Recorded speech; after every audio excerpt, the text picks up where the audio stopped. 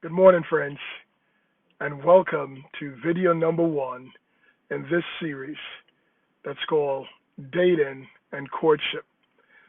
Oftentimes, when we think about pursuing a relationship, we usually have a worldly mindset when it comes to that because dating should be the prelude to marriage. We should never go into you know uh, go into the beginnings of dating someone unless we are considering marrying that person. Albeit, you know, not all dates will lead to marriage, and I do understand that.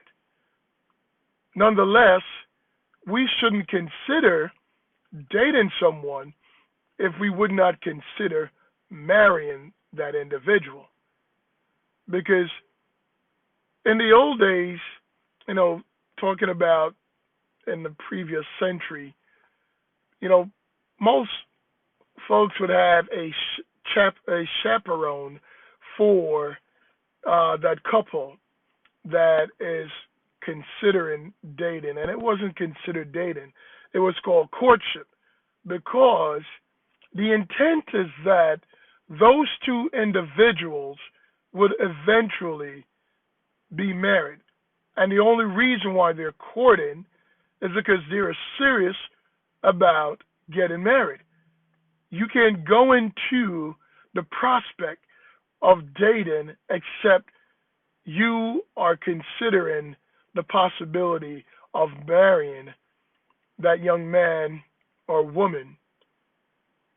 So there was a chaperone that was involved to keep, the man and the woman accountable, regardless of their age. Because we must understand something. God made us biologically to be attracted to each other. So it's not sinful to be attracted and to desire the opposite sex. It's sinful to lust.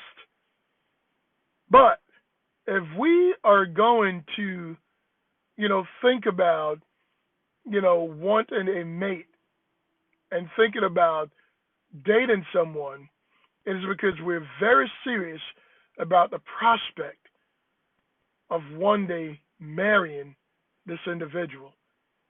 This brings to mind, Eleazar, when Abraham made him swear unto him, putting both hands under his thigh.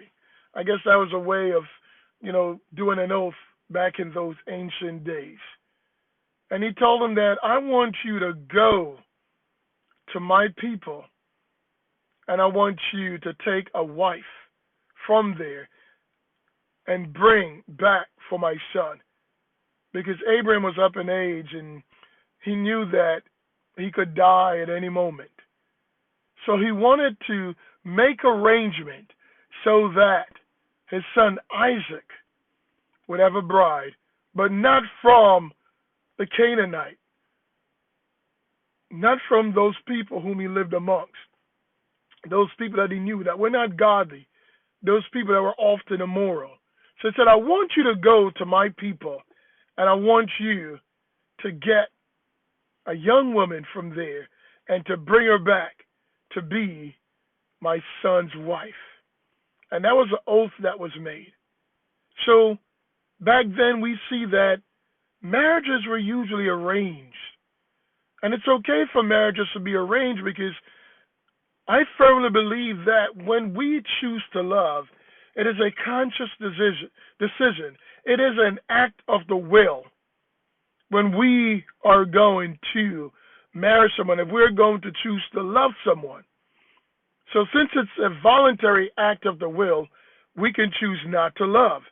Because love begins with a conscious decision, and then the feelings follow afterwards. And of course, the book of Corinthians, gives us, chapter 13, a whole chapter in what the biblical perspective on love is.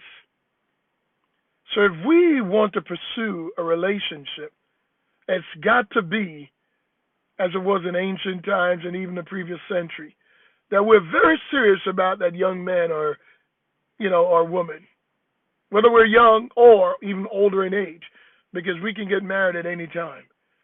But we should never have the intent that we're going to test drive someone like we would a vehicle, to know if we will be compatible. That doesn't decide compatibility. And fornication is just flat out wrong. It is sin. And sin does not work the righteousness of God. So we should be righteous and moral about that decision. And it has nothing to do with whether we are even a believer. But just being moral. We should not go into the prospect of courtship except we have this desire to marry that other individual. I want you to join me next time as I continue with this discussion on dating and courtship. I refer to it, I call it courtship because the intent is to marry that next individual. I am Lincoln Johnson, and I thank you for joining me. God bless you today.